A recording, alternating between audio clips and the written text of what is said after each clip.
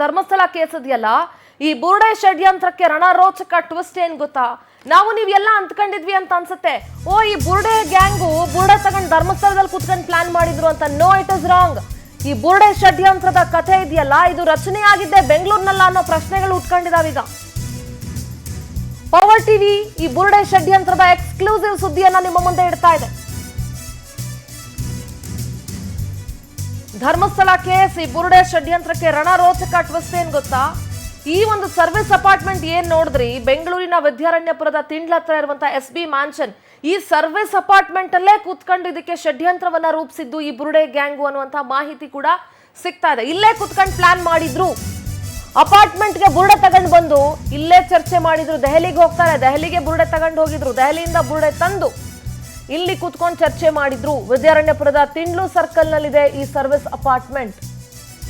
ಇಲ್ಲೇ ಉಳ್ಕೊಂಡಿದ್ದ ಈ ಬುರುಡೆ Chennaiah and gang.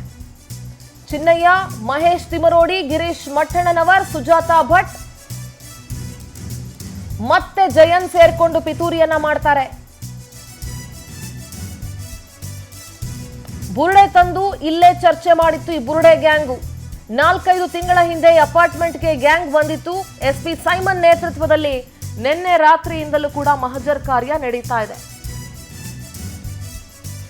ಘಟನೆಯನ್ನ ಮರು ಸೃಷ್ಟಿ ಮಾಡ್ತಾರೆ.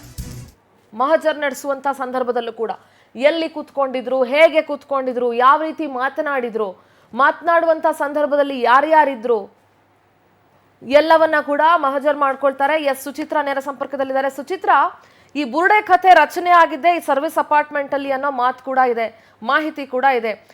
ಈ ಬುರುಡೆ ಗ್ಯಾಂಗ್ ನಲ್ಲಿ ಏನೊಂದು 5-6 ಜನ ಸೇರ್ಕೊಂಡಿದ್ದಾರೆ, ಎಲ್ಲರೂ ಕೂಡ ಇಲ್ಲೇ ಕೂತ್ಕೊಂಡು. ಯಾಕೆಂದ್ರೆ ಈ ಒಂದು SB mansion service apartment Girish Mathannanavar ಅವನ ಮನೆಯಿಂದ ಕೂಗಳತೆ ದೂರದಲ್ಲೇ ಇರುವಂತಹ ಸರ್ವಿಸ್ ಅಪಾರ್ಟ್ಮೆಂಟ್ ಇದು. ಸುಚಿತ್ರಾ,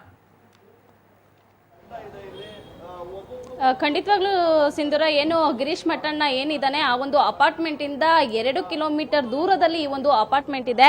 ಸದ್ಯ ನೀವು ಅಪಾರ್ಟ್ಮೆಂಟ್ ನೋಡಬಹುದು. ಅಂದ್ರೆ ಈ ಒಂದು ಅಪಾರ್ಟ್ಮೆಂಟ್ ಅಲ್ಲಿ ಬುರುಡೆ ಗ್ಯಾಂಗ್ ಇದ್ರು. ಸದ್ಯ ಇದೀಗ SIT ಅಧಿಕಾರಿಗಳು ಮಹಜರನ್ನ ಮಾಡ್ತಾ ಇದ್ದಾರೆ. ಯಾರ ಹೆಸರಲ್ಲಿ ರೂಮ್ ಬುಕ್ ಆಗಿತ್ತು, ಎಷ್ಟು ಜನ ರೂಮ್ಗೆ ಬರ್ತಾ ಇದ್ರು ಅಂತ ಹೇಳಿ ಪರಿಶೀಲನೆಯನ್ನ ಮಾಡ್ತಾ ಇದ್ರೆ, ಹಾಗೂ ಎಷ್ಟು ಬಾರಿ ಈ ಒಂದು ಸರ್ವಿಸ್ ಅಪಾರ್ಟ್ಮೆಂಟ್ಗೆ ಬಂದಿದ್ರು, ಏನೆಲ್ಲ ಒಂದು ದಾಖಲೆಗಳನ್ನ ಇಟ್ಕೊಂಡ್ ಬಂದಿದ್ರು, ಜೊತೆಗೆ CCTV ದೃಶ್ಯವನ್ನ ಈಗಾಗಲೇ ಕಲೆಕ್ಟ್ ಮಾಡ್ಕೊಂಡಿದ್ದಾರೆ. ಜೊತೆಗೆ ಈ ಒಂದು ಸರ್ವಿಸ್ ಅಪಾರ್ಟ್ಮೆಂಟ್ ನ ಎಲ್ಲಾ CCTV ದೃಶ್ಯಗಳನ್ನ ಪರಿಶೀಲನೆಯನ್ನ ಮಾಡಿದ್ದಾರೆ. ಯಾರ್ಯಾರ ಜೊತೆಗೆ ಬರ್ತಾ ಇದ್ರು, ಗಿರೀಶ್ ಮಠಣ್ಣನು ಕೂಡ ಈ ಒಂದು ಅಪಾರ್ಟ್ಮೆಂಟ್ ಗೆ ಬಂದಿದ್ದ, ಜಯನ್ ಬಂದಿದ್ನ ಅಂತ ಹೇಳಿ ಇವರ ಜೊತೆಗೆ ಯಾರೆಲ್ಲ ಸೂತ್ರಧಾರಿಗಳು ಈ ಒಂದು ಅಪಾರ್ಟ್ಮೆಂಟ್ ಗೆ ಬಂದು ಈ ಒಂದು ಬುರುಡೆ ಬಗ್ಗೆ ಹಾಗೂ ಈ ಒಂದು ತನಿಖೆ ಬಗ್ಗೆ ಯಾವೆಲ್ಲ ರೀತಿಯಾಗಿ ಚರ್ಚೆಯನ್ನ ಮಾಡಿದ್ರು, ಎಷ್ಟು ಗಂಟೆಗೆ ಬರ್ತಾ ಇದ್ರು, ಈ ಎಲ್ಲಾ ರೀತಿಯ ಮಾಹಿತಿ ಕಲೆಯನ್ನ ಇದೀಗ SIT ಅಧಿಕಾರಿಗಳು ತನಿಖೆಯನ್ನ ಮಾಡ್ತಾ ಇರುವಂತದ್ದು. ಜೊತೆಗೆ ಈಗಾಗಲೇ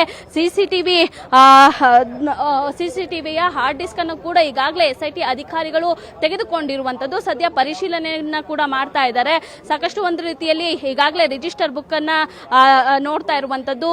ಇವರು ಅಂದ್ರೆ ಸತತ 3 ತಿಂಗಳಿಂದ ಇವರು ಯಾವಾಗ ಬಂದಿದ್ರು, ಇಲ್ಲಿ ಸಿಗ್ನೇಚರ್ ಅನ್ನ ಮಾಡಿದಾರ, ಯಾರ ಹೆಸರಲ್ಲಿ ಈ ಒಂದು ಅಪಾರ್ಟ್ಮೆಂಟ್ ಬುಕ್ ಆಗಿತ್ತು ಅಂತ ಹೇಳಿ ಈಗಾಗಲೇ ಎಲ್ಲಾ ರೀತಿಯ ಶೋಧನೆಯನ್ನ ಮಾಡ್ತಾ ಇರುವಂತದ್ದು.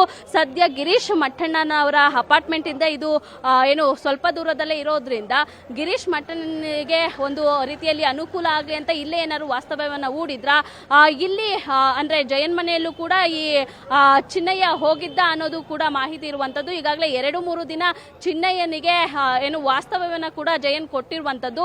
ಸದ್ಯ ಈ ಒಂದು ಅಪಾರ್ಟ್ಮೆಂಟ್ಗೆ ಯಾವ ಸಮಯದಲ್ಲಿ ಬರ್ತಾ ಇದ್ರು ಅನ್ನೋ ಬಗ್ಗೆ SIT ಈಗಾಗಲೇ ಏನು ಮಾಹಿತಿಯನ್ನ ಕಲೆ ಆಗ್ತಾ ಇದೆ. ಒಟ್ಟು ಇನ್ನೂ ಸತತ ಒಂದಷ್ಟು ಗಂಟೆಗಳ ಕಾಲ ಮಾಹಿತಿಯನ್ನ ಕಲೆ ಹಾಕಿ ಆನಂತರದಲ್ಲಿ ಗಿರೀಶ್ ಮಠಣ್ಣ ಅವರ ಮನೆಗೂ ಕೂಡ SIT ಟೀಮ್ ಭೇಟಿ ನೀಡುವಂತಹ ಸಾಧ್ಯತೆ ಇದೆ. ಅಲ್ಲಿನೂ ಕೂಡ ಮಹಜರ್ ಮಾಡುವಂತಹ ಸಾಧ್ಯತೆ ಇರುವಂತದ್ದು. ಸಿಂಧೂರ, ಸುಚಿತ್ರಾ, ನಿಮ್ಮೆಲ್ಲ ಡೀಟೇಲ್ಸ್ಗಾಗಿ